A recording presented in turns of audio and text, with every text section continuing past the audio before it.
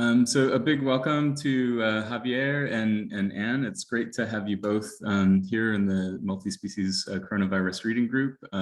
You've shared two delightful essays as the primary readings about the immune home, domestic enclaves, and diffuse protections. I guess it's forthcoming in cultural anthropology since I couldn't find a reference on the internet. I guess imminently about to emerge, as well as a piece also from cultural anthropology on the wild indoors, room spaces of scientific inquiry.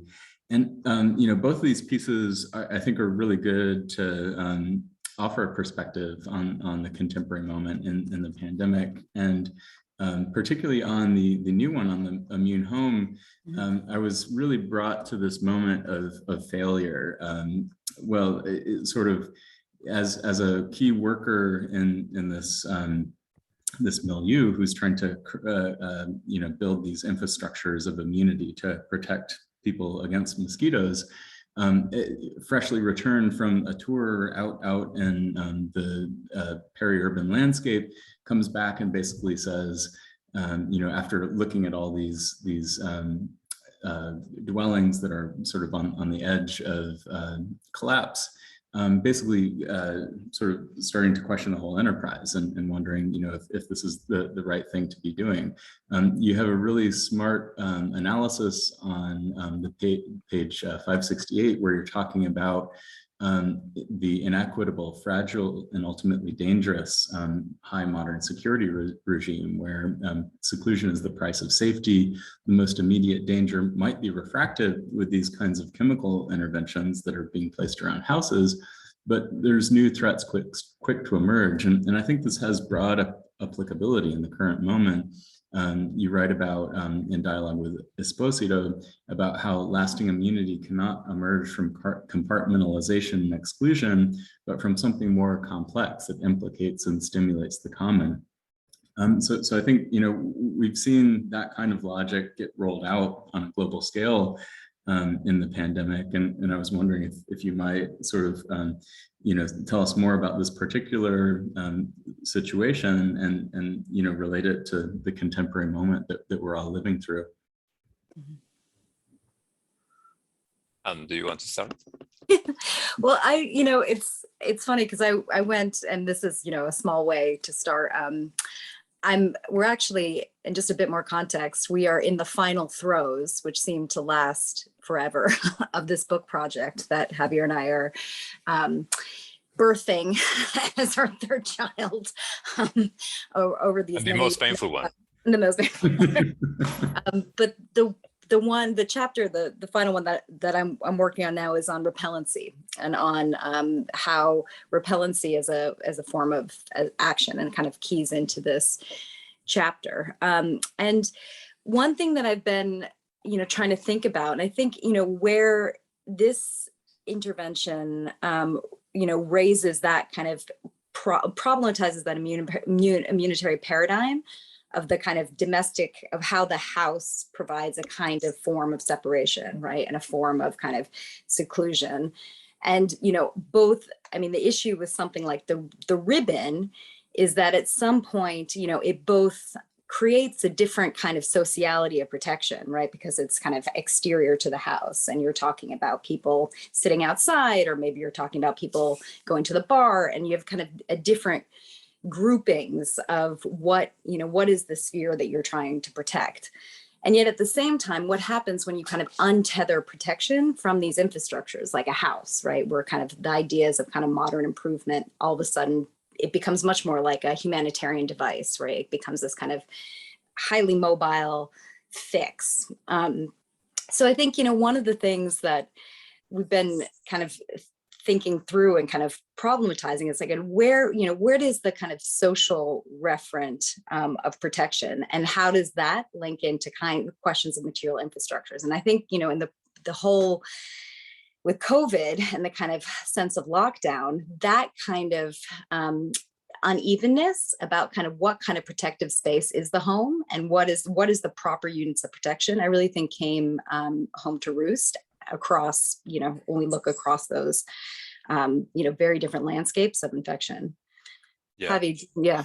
Yeah. No, we didn't want to draw any immediate parallels between protection against malaria and in this particular case in the essay, and protection against a new coronavirus. But that section of the essay on the limits of confinement, domestic confinement as a protective paradigm, it was really brought home to us, I think, by the experience of the great confinement during the first wave of the pandemic, right?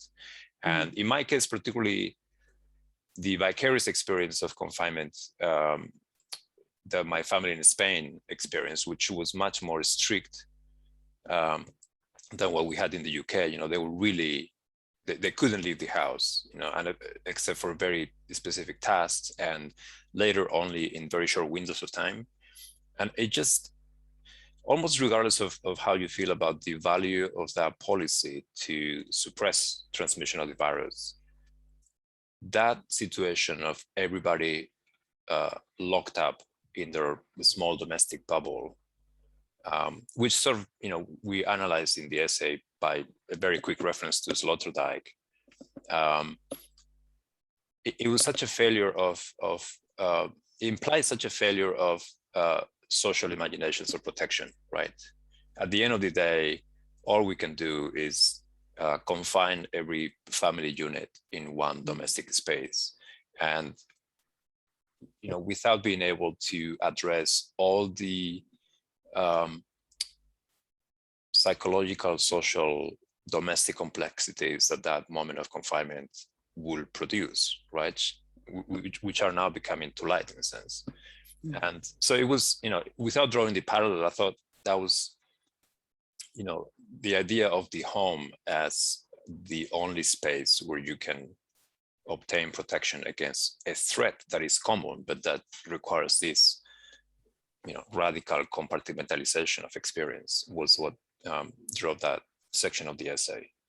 And I think also the home as a planar set of intersecting surfaces, right? That there is a very specific material reference to what we mean, by the home and domestic. That is, speaks to a very narrow imaginary of how people dwell and live and what households mean in space. Yeah, and I guess, sorry, the last point here is that obviously that experience of confinement is probably very, to some extent, geographically specific, right? I mean, we had the experience of the UK, my parents in Spain, family in the US. That essay also deals with a sort of conflicting understanding of the home as not protective enough, and the global health imaginary of how to improve people's livelihoods without constructing sort of durable improvements in the domestic space, right? So I don't know, maybe we'll try to do too much with that short piece, but there were sort of conflicting imaginaries of the potentiality of the house as a public health tool that, in a sense, COVID-19 brought into dialogue or conflict for us. I love the way that you historically situated this too.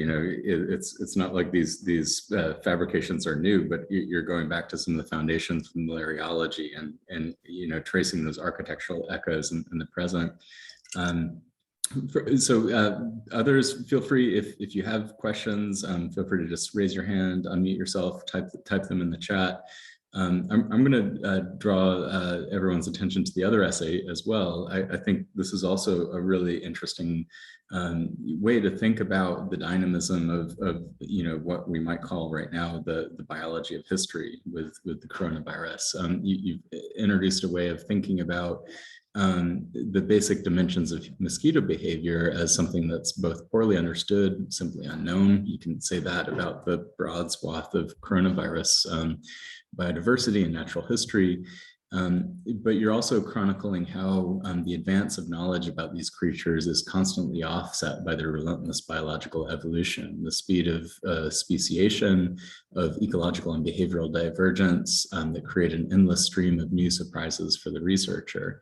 And in particular, I was taken by the way that in public rhetoric, there's the concern about the bioengineered monster, the super organism that's going to emerge from the lab and destroy us all. And I think you see that also, in the current rhetoric or speculation about the Wuhan wet leak.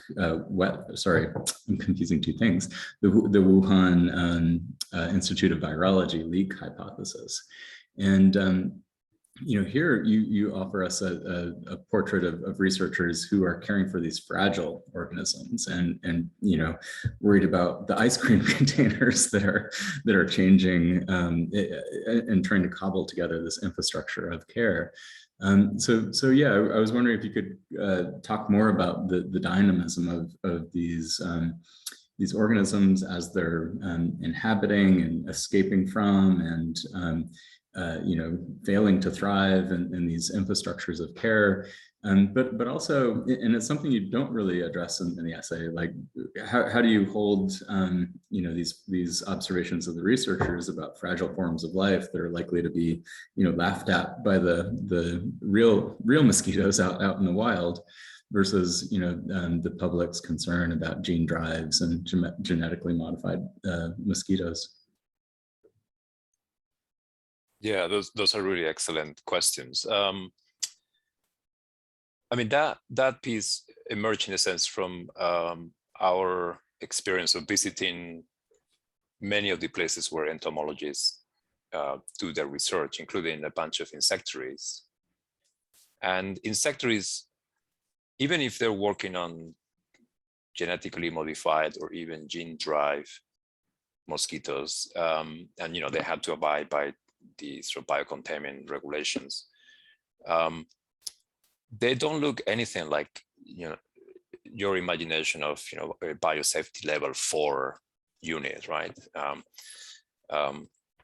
You have measures to prevent, obviously, especially genetically modified mosquitoes from escaping, but there are so many mosquitoes flying around when you walk into an insectary. It's not like things are in test tubes and glass jars. Everything is very messy. And the insectary we discussed in that essay, which has been in operation for decades, and it's become this unique ecosystem for growing Anopheles mosquitoes. I just remember it had all these post-its on doors saying to the doorman, to the postman, please lock the door when you leave if you deliver in a package. It's this very makeshift looking complex space, and we were trying to capture some of that complexity of the space. So it's not very easy to categorize if you're just playing with the lab field dichotomy, right? Which is how often we understand these sites in STS. Sorry, I lost the thread there, but I was going somewhere. Well, I'll yeah, please. I'll probably take it completely. Oh, I remember now. Yeah. Oh no, go ahead. No. Go ahead. No. I was just gonna say I think just the kind of concept of the makeshift has been a really helpful tool for us, and I think much kind of rescuing it from its pejorative senses, right, to something that is about this kind of provisional, provocative, this kind of material ready to hand that allows a kind of recursive building, kind of making propositions. In that very kind of pragmatic sense of what the makeshift is. And I think, I was thinking, Javi, when you were talking, even, Welcome Sanger, this geneticist we work with who is like playing with ski hand warmers as a kind of way to warm the rabbit's blood in the right way. But there is so much, there's so much interesting kind of material workings around these these incredibly both robust and individually fragile, like in an aggregate, like incredibly like genetically resourceful as a totality, and yet these kind of totally just killable tiny things. And I think just watching those kind of the efforts and those kind of movements around trying to make them knowable, this kind of craft of care, but craft of how you produce context of knowability, has been, a really interesting experience of kind of putting aside a lot of what, I learned, in laboratory studies, forms of purification, kind of stepwise motions into the field. And I think, again, because you're just kind of in this constant state of awe of these amazing entomologists in the field, is their ability to kind of cultivate some form of fact out of those kind of engagements, and what are the material arrangements that allow them to do that. So I think, it's funny, looking back at the papers, because and this might be a broader question to the group when you're dealing with multi-species, is how you write through that kind of both unknowability on one side and that kind of sense of constant wonder at the people who are able to engage with them. Yeah, and I will only add to that obviously the knowledge of mosquitoes in this case is very specific to the cultures that entomologists create in their insectaries or laboratories, right? And some of these colonies have existed for decades, so a lot of the knowledge is produced very specifically in relation to those species, really, and the extent to which they correspond to mosquitoes out of the insectaries is always up for grabs. And Evan, you were referring to this sort of mutability, opportunism of mosquitoes in the wild, and how difficult it is to keep up with those evolutions. And I think when you spend years working with entomologists, you're obviously in awe of all the things that they know about mosquito behavior and genetics and evolution. But sometimes you have to step back and to realize how little they actually know about very basic things in the mosquito life cycle, right? So for example, in the book, we have a chapter where we deal with this project to find swarms of mosquitoes outdoor, right? Of Anopheles funestus in Tanzania, which is a hugely important species for malaria transmission, because they account for about 90% of malaria infection. And when the question came up of let's go out and find some swarms, let's find some male mosquitoes gathering, they had no idea where to find them. They had never seen a wild swarm of Anopheles funestus, even though this is an area where they've been conducting field entomological research for 60 years. Or, where do mosquitoes of this particular species rest during the day? Nobody knows, And when you look at this historically, it's amazing how it's a constant process of not so much rediscovering the same things, but just asking the very same basic questions over and over again. And it's not so much that entomological knowledge from the past is lost, but I think there's something about having to constantly re-embed or recite these questions in a specific ecological context. So very basic questions need to be addressed and answered from scratch all the time, right? And I wonder if that's something specific to this form of scientific knowledge, or is just something that is maybe more general about scientists who are trying to grapple with very complex multi-species entanglements, right? That very, very little knowledge is settled for very long. And some of the questions that you need to ask might seem to the untrained eye as completely basic questions. How come you don't know this? But you don't, because you're dealing with a moving target. Super interesting. Such a rich paper and set of questions. Rachel, do you want to ask the question you posted in the chat there? Yeah, thanks. Thanks very much to you both. I guess I was wondering if we could circle back to the other piece and thinking about home, because you kind of end with this, imagining of comunitas and sort of, leave us there with a sort of thoughtful, I don't know if it's a critique, it's a warning about what you were saying earlier about kind of the individualization of thinking about, home space as the only intervention. And so I'm just curious, to hear a little bit more from you both about how you're, thinking or imagining these sort of zones of collective experimentation. And it just spoke to me, in this in the pandemic now as well. And I suppose it kind of dovetails with some conversations in food and housing and care in terms of mutualism. But it also leaves me with some, I'm still trying to sort of untangle it or apply it in my mind. And so I would love to hear more from you, because there's just been, especially, I mean, in a lot of places all over the world, these sort of uprisings of a sort of resistance to collective interventions in some ways. I'm just thinking about things that are going on here in Italy, some things that are, you know, happening down south with, you know, people kind of attacking hospitals and sort of really or resisting green passes, and not for some of the reasons that you might obviously think about their implementation. They're not necessarily geared towards community or mutual understanding. So I'm just curious, how are you imagining this? How are you thinking through it as you kind of left us there in that piece?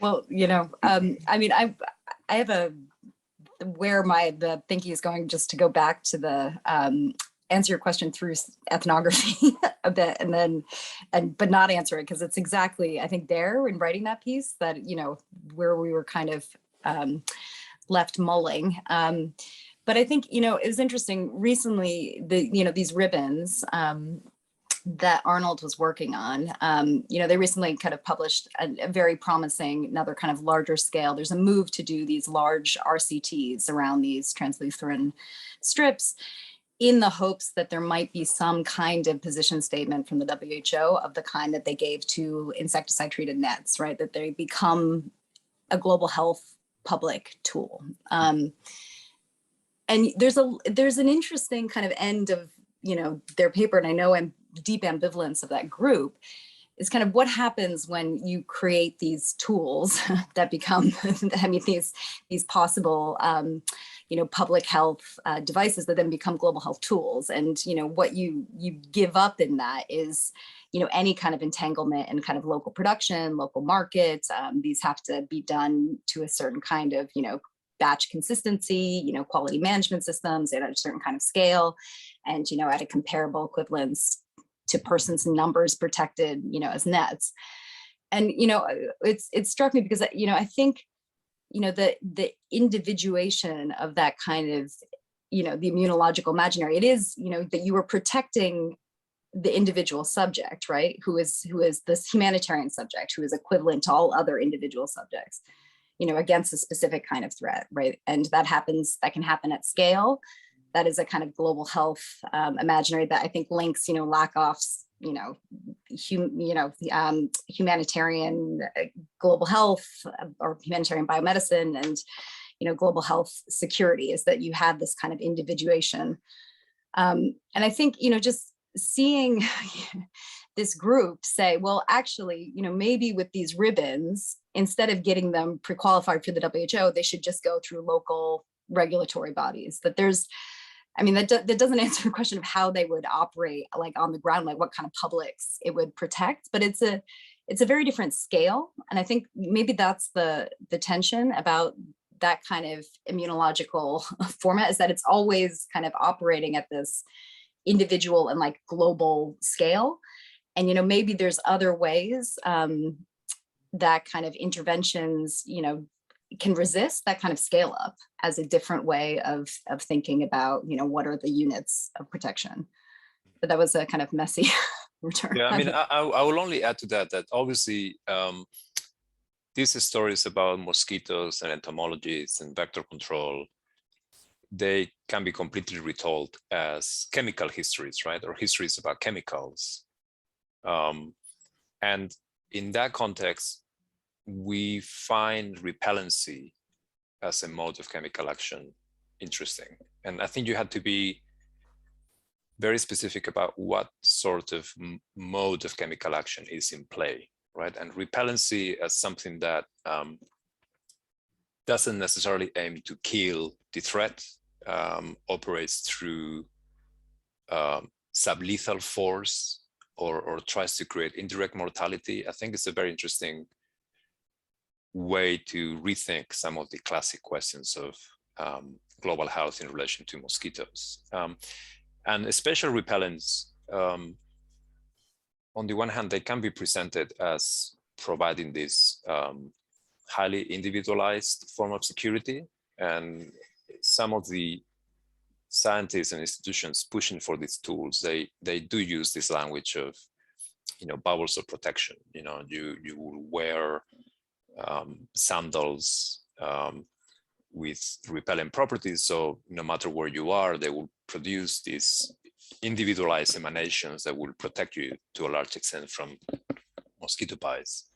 And in that sense, that language of fully individualized protection against mosquitoes is the same imaginary that, for example, a tourist to a malaria endemic area, a tourist or an anthropologist as tourists will use, right? So you use, you take your malaron and you use topical repellents, and that creates a very individualized bubble of protection for the short duration of your stay in that region. And it's interesting how that idiom of customized, individualized protection then travels into the disease endemic area itself as a potential way of dealing with malaria, right?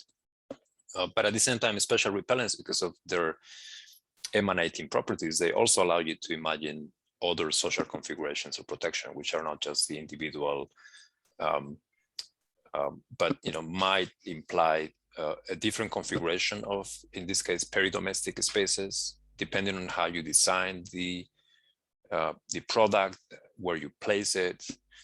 You can imagine bubbles of a different social configuration, right? Not so individualized. And I think it's that tension that we're trying to capture there, whether, and the, the ambivalence from some of the researchers themselves about whether they were creating the conditions of possibility for a highly individualized form of protection that will not address chronic structural conditions of destitution. Because, global health, more or less competently is also a way of connecting potentially very specific problems like malaria to broader forms of improvement in the lives of the people who are exposed to those risks. So if you suddenly develop a tool that is highly individualized or can be tailored to very individual moments of interaction with mosquitoes, then you lose that ability to connect global health to structural improvements, right? So I think it's, just go back to the point, I think a lot of that has to be resolved in practice in how you calibrate this chemical mode of action, right? In the same way that, 3 decades ago, there was a lot of calibration around what kind of tool the bed net was against malaria. Was it just a way of reifying a specific familial or social configuration in the home, or does it have collective effects, protective effects that go beyond the individual user? So these are really important insights, and I just wanted to, in sort of quick comment, there's some questions piling up in the chat. So I think this idea of care for community is something that I kind of see reverberating across these papers and also your earlier work. So here in that sentence that Rachel highlighted, there's a worry that these new techno fixes are going to sort of, even if it's taken up by the UN, like this history of care work in the community might get lost. And I'm reminded of your earlier work with the guys who are out there kind of in the, the clouds of mosquitoes doing the care work of, ladling up larvae and knowing the multi-species model. And the other paper you talk about, how these experimental setups end up being multi-species models. But I think with that earlier work, you were describing modes of not only social community care, but care in ecological communities and biotechnical eco-social communities. So I really think this is, such important and generative work. So we've got two questions, one from Ursula on malaria as an environmental disease, and then one from Melanie about the ribbons and the crumbling houses. So Ursula, do you want to jump in? Yeah, thank you so much to both of you for this important work. It's really fascinating. I have one comment on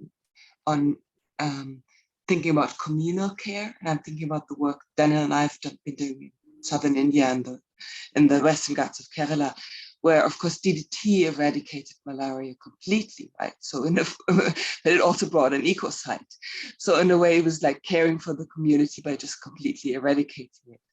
And now it's coming up again, but so it was like the effects of the Green Revolution were like as severe as malaria, right? In a way, in the long run. So I'm thinking, but also like recent debates on malaria is something that's,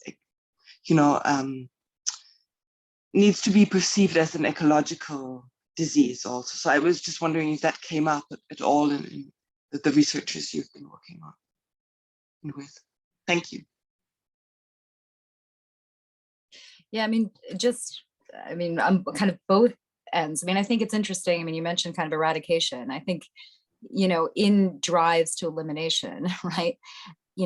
Mosquitoes who kind of complete, life cycles in birds, or that the problem of the reservoir definitely kind of pulls out, malaria from being something that is just like, the individual patient. And that is certainly, I think, animating a lot of that work. There's another way that I think the environment really comes into the work that we've seen, in FACAR and elsewhere, which is, how the kind of the spatial dimensions of interventions, right? Like how things are clustered in space. There's a lot of more interesting modeling now about how, what happens, when mosquitoes are diverted or they're resistant, how do we relate a kind of full life cycle of mosquitoes sugar feeding, their breeding grounds, which kind of pulls out kind of the space of intervention, again, from that kind of one very particular moment at the end of a feeding, cycle of a female mosquito to a whole set of kind of pathogenic configurations that are completely dependent on what is the ecology of the environment that you're intervening in. And I think, again, as something like bed nets or an IRS and these domestic interventions have been so hugely successful that as you push towards this elimination or the final bit, that those forms of attention of the kind of much more complex set of relationships become more and more salient for research and that review.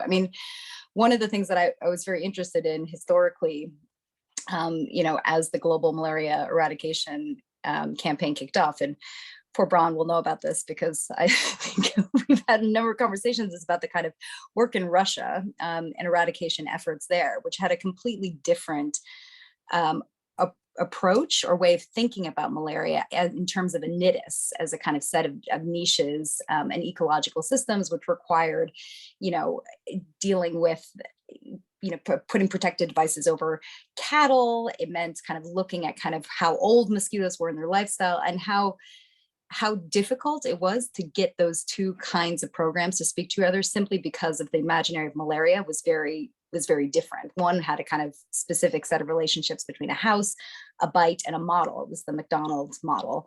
And what was happening in Russia, was driven by a very different ecological understanding of the disease. So it's interesting to see, how later iterations of elimination, those kind of modeling efforts come back into discussion. Yeah, I will add to that, obviously the scientists that we work with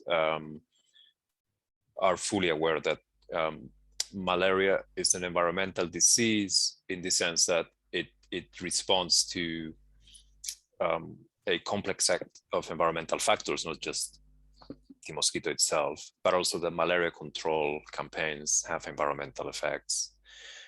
For example, in I think most of the places in sub-Saharan Africa where we've worked, the levels of malaria transmission are fairly closely correlated with agricultural practices, because a lot of the mosquitoes are becoming resistant to the standard chemicals as a result of their exposure to pest control, chemical pest control tools, right?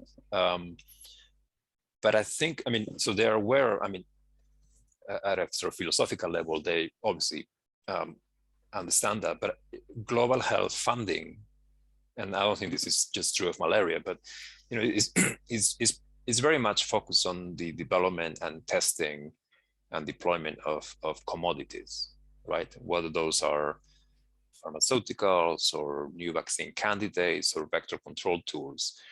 So in the real world of doing science and producing data and developing tools and having those tools approved, a lot of the thinking and the experimental work focuses also on specific commodities. And that almost by definition implies a sort of exclusion of a lot of the other factors that play into transmission, right? At least in terms of, in the case of malaria, I think other mosquito-borne diseases, you know, I'm thinking of viruses like dengue or Zika or chikungunya, where there are not that many commodities to deal with them, right?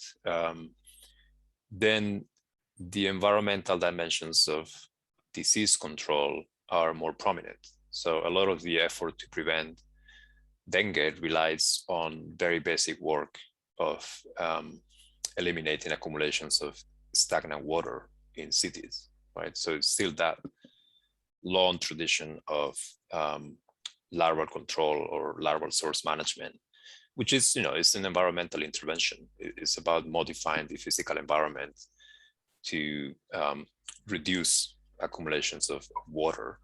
The other type of intervention that is, in a sense, very popular right now in relation to arboviruses is modifications of the mosquito itself, or these modifications of the multi-species complex inside the mosquito.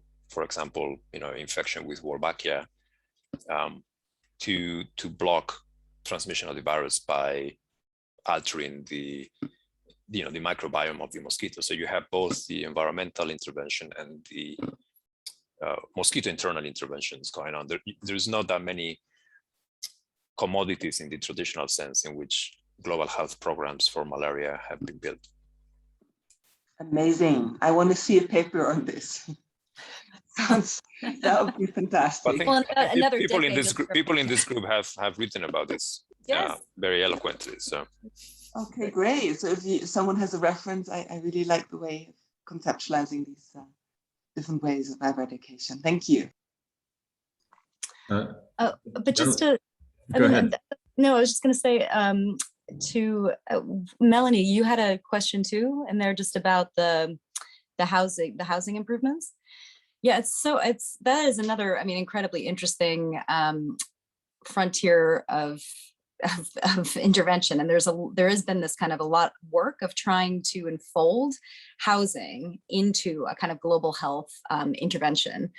And Javi and I we're involved in a project actually with architects in Brazil and Tanzania, trying to think about kind of, you know, design approaches to vector control through a kind of, you know, situated user-led design process. And, you know, I think what's been, you know, it's interesting how those kind of problems of kind of scale of what can you demonstrate, like how do you demonstrate the improvements of a house as a kind of global health intervention come back are kind of reframed, you know, in the problem of building. There was an interesting trial that's ongoing in northern Tanzania, which has this incredible, I think Danish architect, is that right? Yeah, Danish architect who has, you know, kind of designed these like very, you know, modular, you know, kind of healthy houses, and which were initially tried, I think, in Cambodia, but they use kind of South Asian materials. They're, you know, incredibly cheap. They're these kind of amazing ways of, you know, just actually creating that protective space as a unit, as a domestic house. But there's been a lot of pushback, both from the researchers that we know in Tanzania, because these materials have been designed, these houses have been designed elsewhere, and from the people who are experimental subjects living in them, because they don't look like houses that they know. And in response, the kind of PI of the project says, why is always the vernacular? Why do we always have to indigenize houses? Because sometimes houses are just shit, right? Like, can't we just like improve on what we have? And it's an interesting example of, I think, the kinds of frictions involved when you do kind of tether global health to these, larger kind of social improvements, and still keep the kind of evidence-based requirements of a global health intervention, the scalability issues, and how it becomes, when you move away from the single commodity or the humanitarian device or the compact mobile thing, how much more problem it is to kind of scale context, I think. Yeah, I mean, the other dimension in Melanie's question is that, and I think we mentioned this in that short essay, but in order to test the effectiveness of the chemically impregnated ribbon, then you might need to find houses or villages with incredibly high rates of malaria transmission, where domestic conditions are typically very poor, right? So that's what creates the moment of anxiety, where are we just bringing tiny ribbons into this context, right? And I think you're right that the idea of the ribbon it still implies a good house, right? If you have a house that is just falling apart, no amount of ribboning is going to make any difference, right?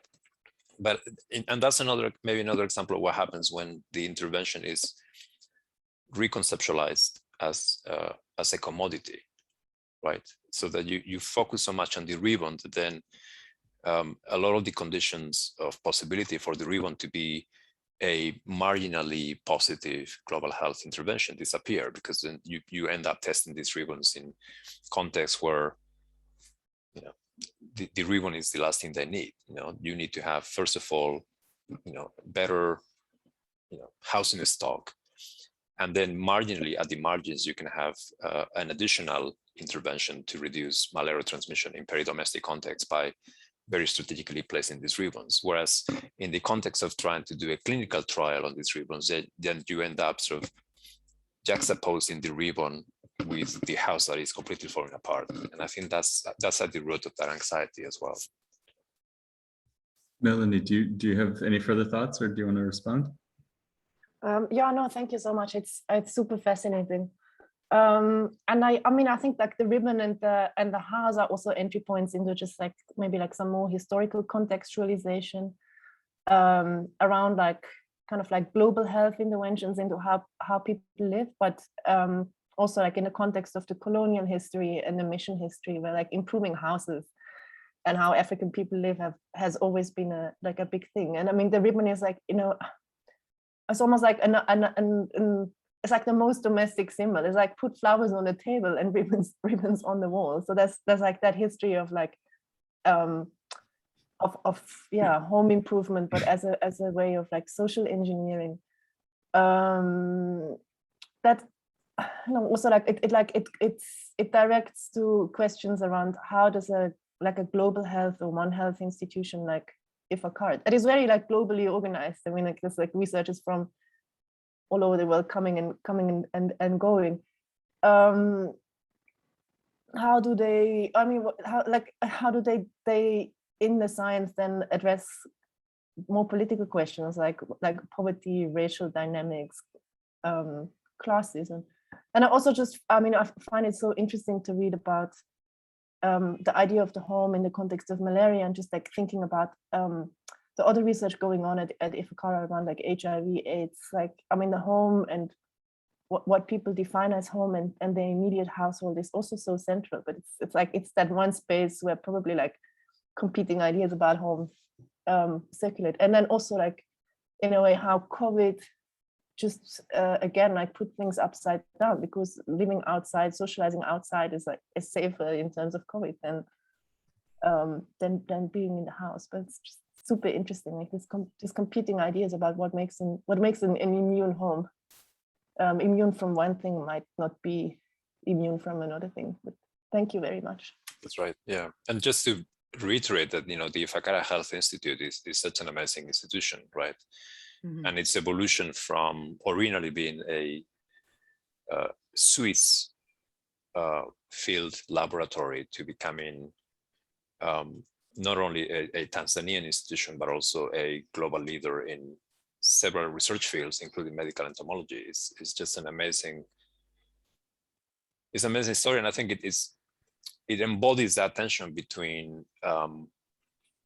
having to play in the sort of global health field and on projects that are not always conceptualized or defined locally, mm-hmm. And constantly trying to embed that research into work that responds immediately to the needs of local communities. Local here being both local in the Kilombero area, but local to Tanzania and local to Sub-Saharan Africa. So it's an amazing place in which these tensions get worked out, and it's obviously never easy, and it's in a sort of constant state of unbalance in a sense, and politically very fraught.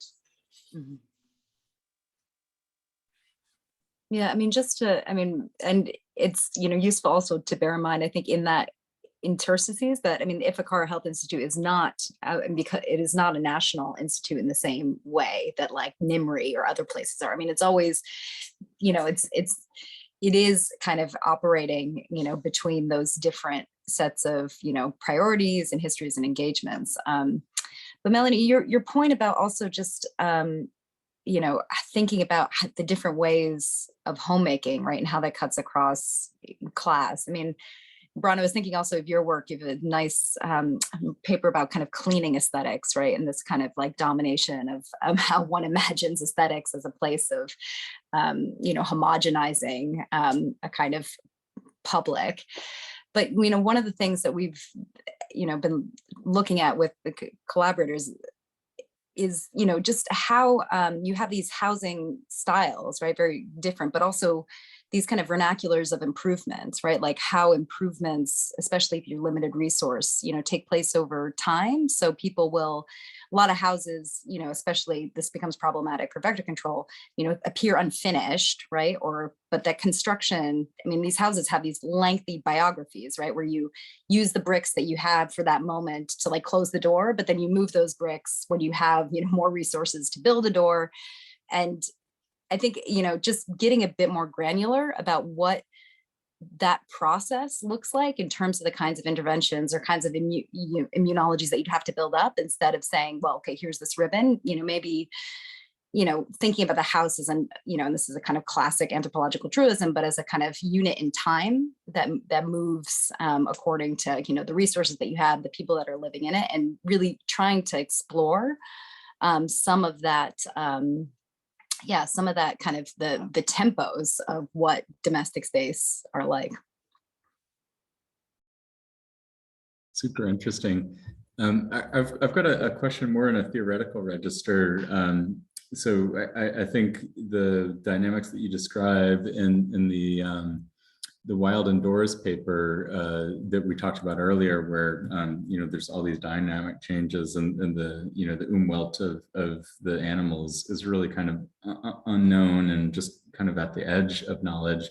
And then you know, Peter Sloterdijk, who, you know, styles himself as the second coming of Martin Heidegger, who, you know, bases his tripartite thesis, you know, animal is poor in world, you know, stone is worldless, the human is world forming, on this earlier moment in entomology where it seemed like, you know, butyric acid, you know, the different 3 cues that would unlock the, you know, fixed action patterns of the tick, like that's kind of the foundational knowledge there.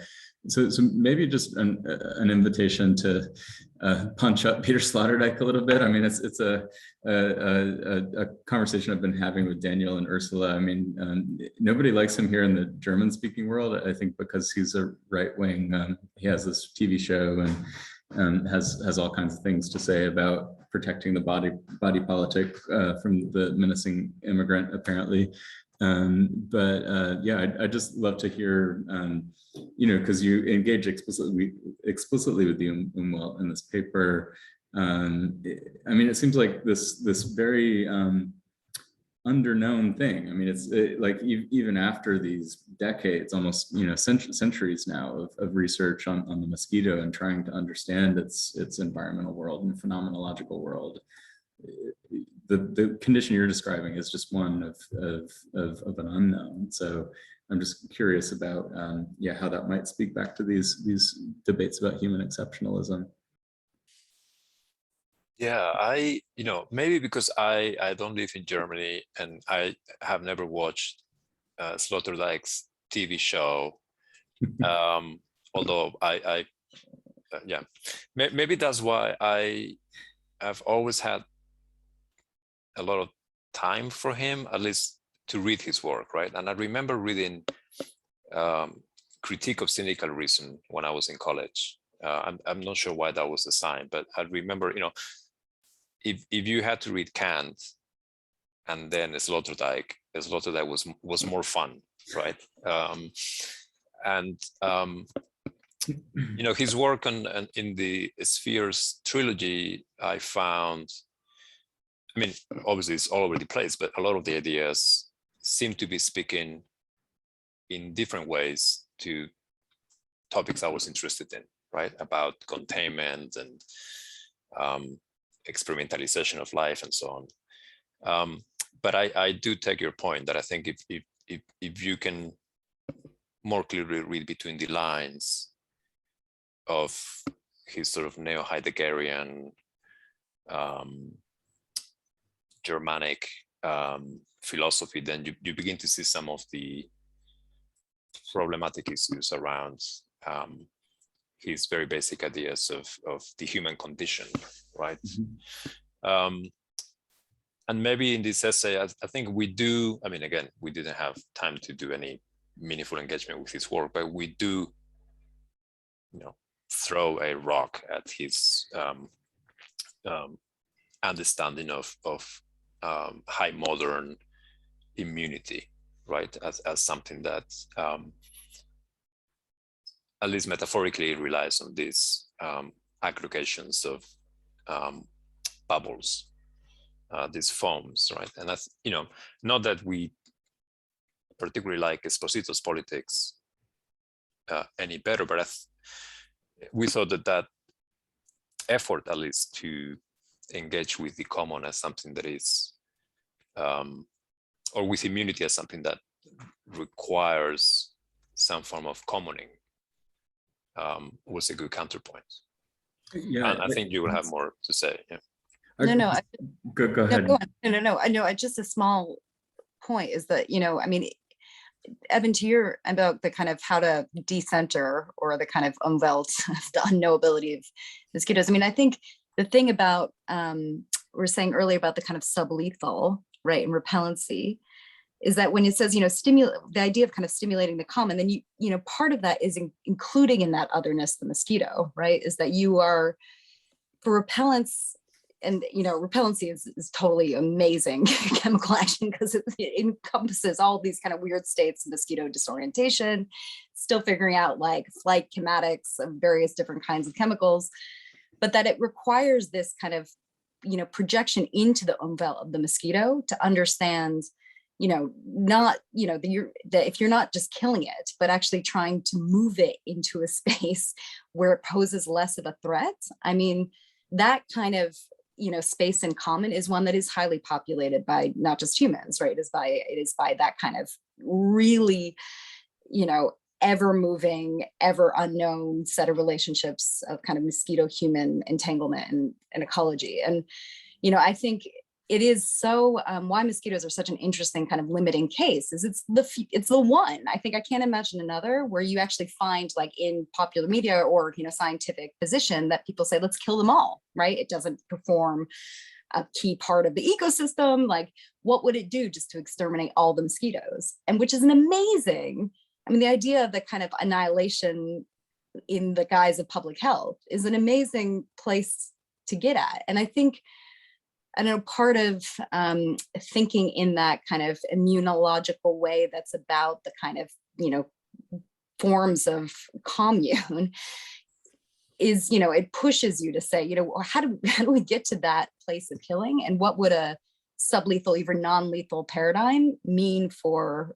that kind of imaginary of protected space? I mean, I hate mosquitoes. They are nasty and they cause horrible diseases, but I would resist, and, you know, trying to think through the theoretical resources that allow you to do that kind of annihilatory fantasy, right? The kind of Mbebe without strangers model.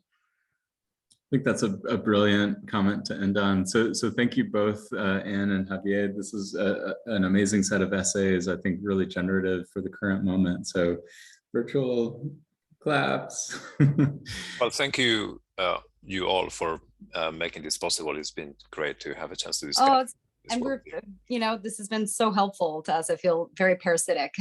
This is great. It's a generative parasite, to name George Marcus. And I think next week Carolyn Rouse, Rachel. So Carolyn Rouse of Princeton University will be sharing her thoughts on you know, living with Black lives in the pandemic. So thank you again to both of you for sharing this paper. Looking forward to seeing you soon. And yeah, have a great week, everybody.